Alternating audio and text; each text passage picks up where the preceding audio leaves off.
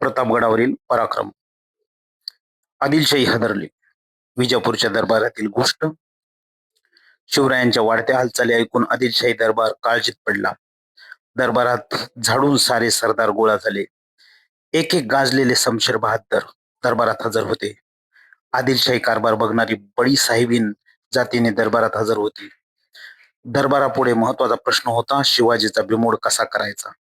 बडी साहेबिनीने दरबारातील सरदारांना खडा सवाल केला. सांगा, कोण तयार आहे शिवाजीचा बंदोबस्त करायला.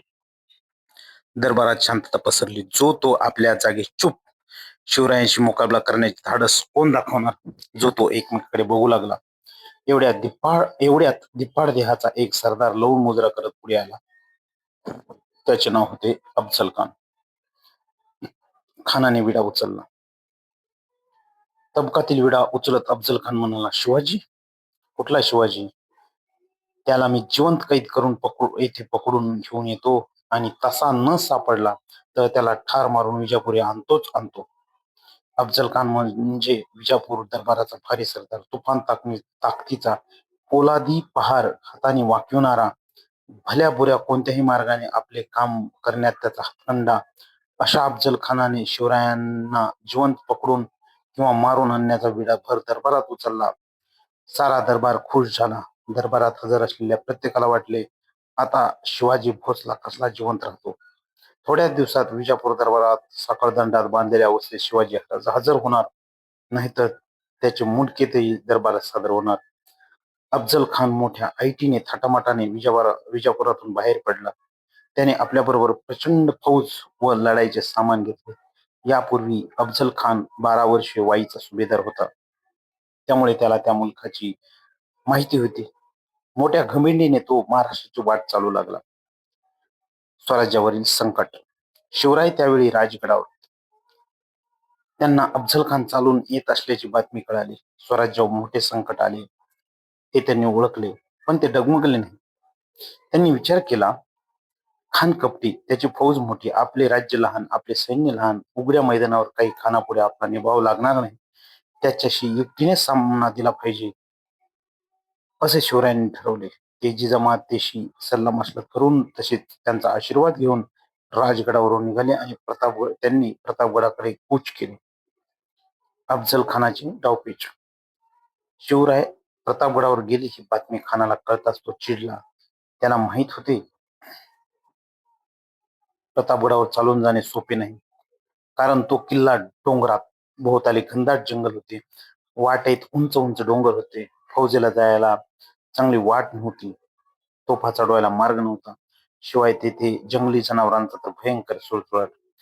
शिवरायांनी प्रतापगडावरून उतरून खाली यावे म्हणून खानाने डावपेच खेळण्यास सुरुवात केली. तुळजापूर, पंढरपूर या देवस्थानांना उपद्रव दिला. रयतेचा खूप छळ केला. हे ऐकून तरी शिवराय प्रतापगड सोडतील व बाहेर येतील असा खानाचा डाव होता. शिवरायांनी खानाचा डाव ओळखला. त्यांनी प्रतापगड सोडलाच नाही तेव्हा खानाने दुसरा डाव टाकला. प्रेमळपणाचे सोंग घेऊन त्याने शिवरायांना निरोप पाठवला. तुम्ही माझ्या मुलासारखे मला भेटायला या. आमचे किल्ले परत द्या. तुम्हाला मी आदिलशहाकडून सरदारकी देवितो. शेरास सवाशेन. खान आपल्याशी कपटी डाव खेळतो आहे हे शिवरायांनी झटकन ओळखले. ते सावधगिरीने वागत होते. त्यांनी खानालाच प्रतापगडाखाली खेचून आणण्याचा निर्धार केला. त्यांनी खानाला निरोप पाठवला. खान साहेब, मी तुमचे किल्ले घेतले. मी अपराधी आहे. मला क्षमा करा. आपणच प्रतापगडाखाली भेटायला यावे. मला तिकडे येण्याची भीती वाटते. शिवरायांचा निरोप ऐकून अफजल खान हसला. वाह, बहुत खुशी. आपली दाढी कुरवळत तो म्हणाला. त्याला वाटले, या अफजल खानापुढे शिवाजीची काय भिशाल. हा ठरपोक माझ्याशी कसली लढाई खेळतो. आपणच जावे आणि भेटीत त्याला चिरडून टाकावे. बस. खान शिवरायांना प्रतापगडाखाली भेटायला तयार झाला. भेट ठरली. प्रतापगडाखालच्या माचीवर भेटण्याची जागा ठरली. दिवस ठरला, वेळ ठरली. भेटीच्या वेळी दोघांनी आपल्याबरोबर एक एक सेवक आणावा आणि आपले 10 अंगरक्षक ठरलेल्या ठिकाणी दूर ठेवावे असे ठरले. महाराजांनी खानासाठी चांगली वाट तयार करून घेतली. भेटीसाठी छानसा शामियाना उभारला. शिवराय फार सावधगिरीने वागत होते. त्यांनी आपल्या सैन्याच्या निरनिळ्या तुकड्या केल्या. जंगलात कोणी कोठे लपून राहायचे, काय करायचे याबद्दल त्यांना सूचना दिल्या. कडेकोट बंदोबस्त केला. खान कपटी आहे.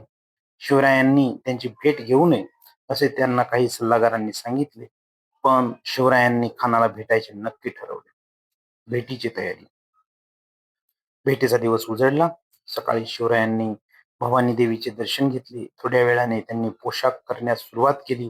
पायात सुरवार चढवली, अंगात चिलखत घातले, त्यावर जरीचे कुर्ते व अंगरखा घातला, डोक्यास जिरोटोप घातला, त्यावर मंदिल बांधला, डाव्या हाताच्या बोटात वाघनखे चढवली, त्याच हाताच्या अस्तनीत बिछवा लपवला, सोबत पट्टा घेतला.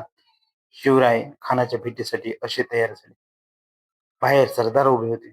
शिवराय त्यांना म्हणाले, गड्यांनो, आपापली कामे नीट करा. भवानी आई यश देणार आहे, पण समजा आमचे काही बरे वाईट झाले तर तुम्ही धीर सोडू नका. संभाजीराजांना गादीवर बसवा, साहेबांच्या आज्ञेत वागा, स्वराज्य वाढवा, रयत सुखी करा. आम्ही निघालो. शिवराय निघाले. बरोबर वकील पंताजी गोपीनाथ आणि जिवाजी महाला, संभाजी कावजी, येसाजी कंक, कृष्णाजी गायकवाड, सिद्धी इब्राहिम इत्यादी 10 अंगरक्षक. खान शिवरायांच्या आधीच शामियान्यात येऊन बसला. मनोराज्य करत होता. त्याच्या शेजारी बडा सय्यद नावाचा त्याचा हत्यारबंद शिपाई उभा होता. तो पट्टा चालवण्यात मोठा पटाईत होता. शिवराय शामियानाच्या दाराजवळ आले. बडा सय्यदकडे पाहताच ते तेथेच उभे राहिले. खानाने महाराजांच्या वकिलाला विचारले, शिवाजीराजे आत का येत नाहीत? वकील म्हणाला, ते बडा सय्यदला देतात, त्याला तेवढा दूर करा. बडा सय्यद दूर झाला. शिवराय आत गेले. खान उठून म्हणाला, या राजे, भेटा आम्हाला. अफजल खानाशी झटापट. महाराज सावध होऊन पुढे झाले. खानाने शिवरायांना आलिंगन दिले. धिप्पाड खानापुढे शिवराय ठेंगणे होते. शिवरायांचे मस्तक खानाच्या छातीवर आले. त्या सरशी खानाने शिवरायांना ठार करण्यासाठी त्यांची मान आपल्या डाव्या बगलीत दाबली. दुसऱ्या हाताने शिवरायांच्या कुशीत कट्यारीचा वार केला. शिवरायांच्या अंगावरील अंगरखा टरकन फाटला. अंगरख्याखाली चिलकत असल्यामुळे शिवराय बचावले. त्यांनी खानाचा डाव ओळखला. अत्यंत चपळाईने त्यांनी खानाच्या पोटात वाघ नखाचा मारा केला.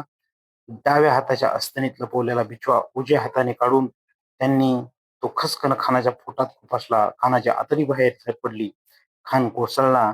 एवढ्यात त्याचा वकील कृष्णाजी भास्कर पुढे आला. त्याने शिवरायावर तलवारीचा वार केला, पण शिवरायांनी पट्ट्याच्या एका घावात त्याला ठार केले. ती खानाखणी ऐकून बडा सय्यद शामियानात घुसला. तो शिवरायांवर वार करणार एवढ्यात जिवाजी महालात धावून आला. बडा सय्यदचा वार आपल्या अंगावर घेऊन जिवाजी महालाने एका घावात त्या जागच्या जागी ठार केले. होता जीवा म्हणून वाचला शिवा, अशी म्हणच पुढे रूढ झाली. यावेळी झालेल्या संघर्षात संभाजी कावजीने मोठा पराक्रम केला. अफझल खानाच्या फौजेची दानादान. विजयी शिवराय गडावर गेले. इशाऱ्याची तोफ झाली. शिवरायांचे सैन्य इशाऱ्याची वाटच बघत होते. तोफ होता झाडीत लपून बसलेले शिवरायांचे सैन्य खानाच्या फौजीवर तुटून पडले. खानाच्या फौजा बेसावत होत्या. त्यांना पळायलाही वाट सापडेना. मराठ्यांनी जोरात पाठलाग केला आणि खानाच्या फौजेचा धुवा उडवला. अफजल खानाचा मुलगा फाझल खान कसाबसा निसटला व विजापूरला पोहोचला. त्याने सांगितलेली बातमी ऐकून विजापुरात हाहाकार उडाला. विजापूरचा सर्वात बलाढ्य सरदार शिवरायांनी हा हा म्हणता धुळीस मिळवला. शिवरायांचे नाव सगळीकडे दुमदुमले. त्यांच्या पराक्रमाचे पोवाडे सह्याद्रीच्या कडे कपारीतून घुमू लागले.